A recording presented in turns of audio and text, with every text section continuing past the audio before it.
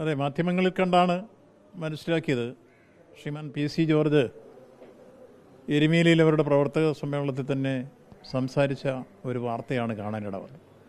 കഴിഞ്ഞ നിയമസഭാ തെരഞ്ഞെടുപ്പിൽ പൂഞ്ഞാർ അസംബ്ലി മണ്ഡലത്തിൽ മത്സരിച്ചിട്ട് അദ്ദേഹത്തിന് BJPയുടെ കേന്ദ്ര നേതൃത്വം ഏതാണ്ട് 4.5 കോടി രൂപ കൊടുത്തയച്ചിരുന്നു. ആ പണം കൈകാര്യം ചെയ്തിരുന്ന ഇലക്ഷൻ കമ്മിറ്റിയുടെ ചുമതലയുള്ള കൺവീനർ ഏതാണ്ട് 4,45,00,000 രൂപയുടെ കണക്ക് അദ്ദേഹത്തിന് കൊടുക്കുകയുണ്ടായി. അദ്ദേഹം പറഞ്ഞത് വിവിധ ബൂത്തുകളിൽ അന്വേഷിച്ചപ്പോൾ 31,000 രൂപ വെച്ചൊരു ബൂത്തിൽ കൊടുക്കേണ്ട സ്ഥാനത്ത് അത് കൊടുത്തിരുന്നില്ലെന്ന് മാത്രമല്ല, ആ കണക്കുകളെല്ലാം കൃത്രിമമായി ഉണ്ടാക്കിയതാണ്, യാഥാർത്ഥ്യബോധവുമായി ഒരു ബന്ധമില്ല, അതിൽ വലിയ തട്ടിപ്പുണ്ടായി, മറ്റേയാൾ കാർ വാങ്ങിയിരിക്കുന്നു, ഞാൻ പ്രാഗിയാൽ ആ കാറുകളൊക്കെ നശിച്ചു പോകുമെന്ന രൂപത്തിലായിരുന്നു അദ്ദേഹത്തിൻ്റെ രോക്ഷാകുലമായ പ്രസംഗം നമ്മൾ കണ്ടത്. യഥാർത്ഥത്തിൽ ആ വസ്തുത വെളിയിൽ വന്നപ്പോൾ ഒരു കാര്യം നമുക്കറിയാം, നിയമസഭാ തെരഞ്ഞെടുപ്പിൽ മത്സരിക്കുന്നൊരു സ്ഥാനാർത്ഥിക്ക് ചെലവഴിക്കാൻ ഇലക്ഷൻ കമ്മീഷൻ അനുവദിച്ചിട്ടുള്ള തുക 40 ലക്ഷം രൂപയാണ്. അപ്പോൾ 4.5 കോടി രൂപ ഒരു മണ്ഡലത്തിലേക്ക് BJP കൊടുത്തു എന്നുള്ളതും ഒപ്പം അതവിടെ ചെലവഴിക്കാതെ മറ്റു രൂപത്തിൽ കൈകാര്യം ചെയ്തു എന്നുള്ള വാർത്ത വെളി വരുമ്പോൾ ഇലക്ഷന് വേണ്ടി ഇത്തരം പണം BJP വിവിധ സ്ഥലങ്ങളിൽ കൊടുത്ത നീക്കം കേരളത്തിൽ ഇവിടെ മാത്രമല്ല എല്ലാ സ്ഥലത്തും അവർ വലിയ കോടിക്കണക്കിന് രൂപ കൊണ്ടുവന്ന് ഈ തരത്തിൽ ഡംപ് ചെയ്തിരുന്നു എന്ന കാര്യം വെളിയിൽ വരികയാണ്. ഒന്ന്. രണ്ടാമതായി, കൊടുത്ത പണം തട്ടിപ്പ് നടത്തി എന്നുള്ള വാർത്ത കുറേ ദിവസങ്ങളായി മാധ്യമങ്ങളിലെല്ലാം നമ്മൾ വായിക്കുന്നുണ്ട്.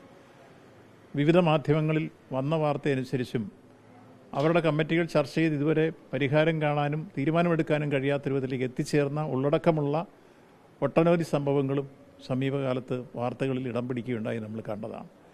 കേരളത്തിലേക്ക് BJP നടത്തിയിട്ടുള്ള ഫണ്ടിങ് പല രൂപത്തിൽ വെട്ടിപ്പും തട്ടിപ്പും നടത്തി എന്നുള്ളതും ചിലരെ മാറ്റി നിർത്തിയിരിക്കുന്നതായിട്ടുള്ള വാർത്ത കാണുകയാണ്.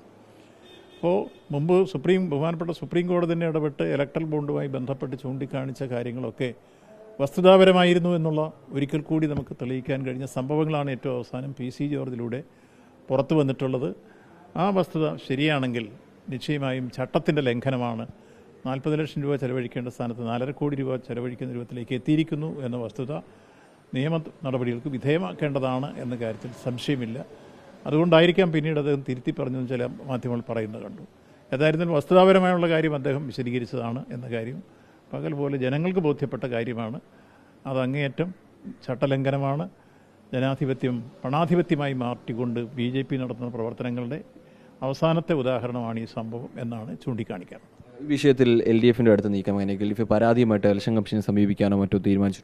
അല്ല, അത്തരം കാര്യങ്ങൾ LDF കൂടി ആലോചിച്ചതിന് ശേഷം മാത്രം പറയേണ്ട കാര്യങ്ങളാണ്. അത് ഞങ്ങൾ കൂടി ആലോചിച്ചതിന് ശേഷം ആ കാര്യങ്ങൾ പറയും. ഏതായിരുന്നാലും പ്രഥമദൃഷ്ടി ആ കാര്യത്തിൽ ചട്ടലംഘനമുണ്ട്, ആ കാര്യത്തിൽ നിയമ നടപടിക്ക് വിധേയമാക്കാനുള്ള വിഷയങ്ങളുണ്ടെന്നുള്ള കാര്യത്തിൽ സംശയമില്ല. ഈ ഒരു വീഡിയോ കണ്ട് ഇലക്ഷൻ കമ്മീഷനെ കേസെടുത്ത് മുന്നോട്ട് പോകാൻ കഴിയുന്നതാണോ ഇത്? ഇലക്ഷൻ കമ്മീഷൻ സോമോട്ടോ കേസെടുക്കാൻ കഴിയുന്നതാണ് യഥാർത്ഥത്തിൽ ഈ സംഭവം. അല്ലെങ്കിൽ നിയമം കൈകാര്യം ചെയ്യുന്ന മറ്റ് സംവിധാനങ്ങൾക്കും സോമോട്ടോ കേസെടുക്കാനുള്ള വകുപ്പ് അതിനകത്തുണ്ട് എന്ന കാര്യത്തിൽ സംശയമില്ല.